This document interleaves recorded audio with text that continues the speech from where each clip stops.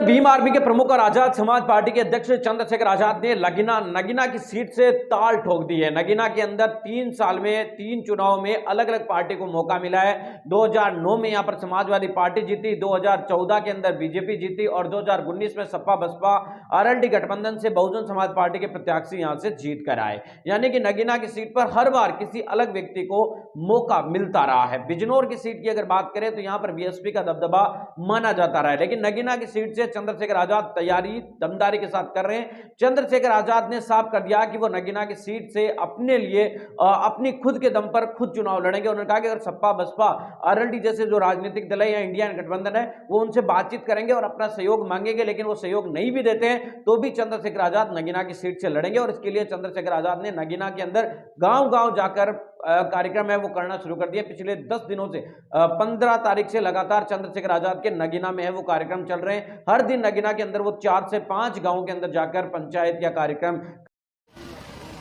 अपना बहुत सारा पैसा इकट्ठा करके मुझे विदेश पढ़ने के लिए भेजने के लिए तैयारी की।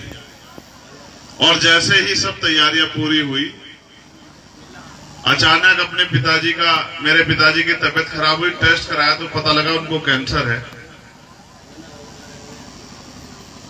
और डॉक्टर ने यह भी कहा कि कैंसर इस स्टेज पे है कि ज्यादा दिन हम वो इस दुनिया में नहीं रहेंगे। 2010 के लगभग की बात है। 2011-2012 मेरे पिताजी के साथ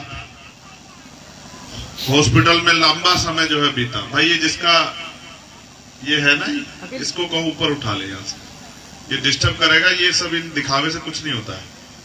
अपनी बात अपने लोगों से कहने तो यही रहेगा सब।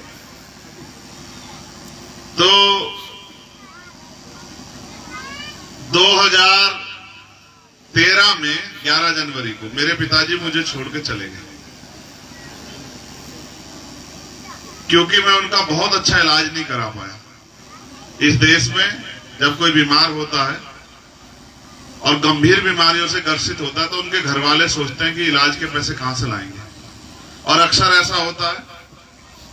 मेरे पिताजी बड़े स्वाभिमानी आदमी थे। उन्होंने कहा, भाई वो टीचर रिटायर हुए थे, प्राइमरी स्कूल के अध्यापक। उन्होंने कहा, भाई देखो जितना पैसा मेरे अकाउंट में है उसके ऊपर 1 पैसा मेरे ऊपर लगने मत देना किसी का उधार।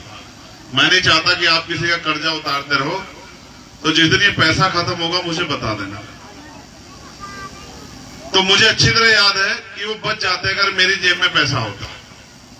तो 11 जनवरी 2013 को सुबह 4 बजे वो इस दुनिया से चले गए और मैं पैर पटकता रह गया, मेरे हाथ में कुछ रहा नहीं। लेकिन उस बीच मेरे पिताजी से बहुत बातें होती थी। मेरे पिताजी ने मुझसे कहा, चंद्रशेखर आप भी विदेश चले जाओगे, पढ़ लिख के वहीं कामयाब होकर रह जाओगे, सेटल हो जाओगे, परिवार भी सब हो जाएगा, लेकिन अपने समाज के लिए, अपने देश के लिए, कमजोरों के लिए कोई कुछ करता नहीं है।